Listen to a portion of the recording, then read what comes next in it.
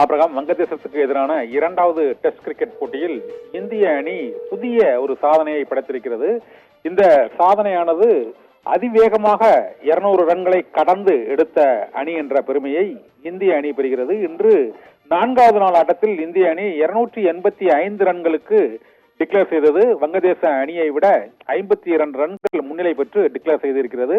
2 நாள் ஆட்டம் மழையால் பாதிக்கப்பட்ட சூழ்நிலையில் 4வது நாள் ஆட்டத்தை ஒரு நாள் கிரிக்கெட் போல் இந்திய அணி அதிரடியாக விளையாடி ரன்களை குவித்தது.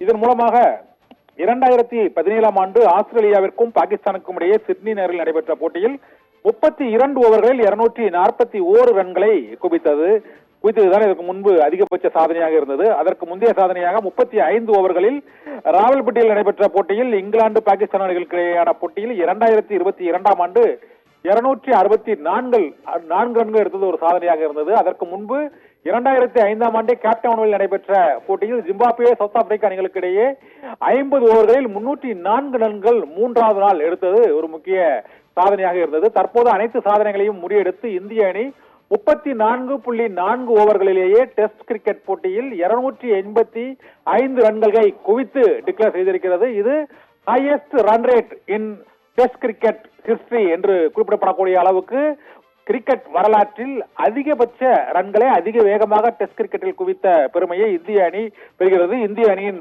துவக்க ஆட்டக்காரர் ஜெய்ஸ்வால் 72 ரன்களை குவித்தார். கேப்டன் ரோஹித் சர்மா 11 பந்துகளில் 23 ரன்களை குவித்தார். சுப்மன் கில் 36 பந்துகளில் 39 ரன்களை எடுத்தார். ரிஷப் பந்த் 9 ரன்களை எடுத்தார். விராட் கோலி 35 பந்துகளில் 47 ரன்களை அதிரடியாக விளையாடி அடித்தார். இதேபோல 43 பந்துகளில் KL ராகுல் 68 ரன்களை எடுத்தார். இதன் மூலமாக இந்திய அணி 9 விக்கெட்டுகளை இழந்து 285 ரன்களை 34.4 ஓவர்களிலேயே எடுத்தது. 52 ரன்கள் முன்னிலை பெற்ற நிலையில் நாளை கடைசி நாள் ஆட்டம் நடைபெற இருக்கிறது.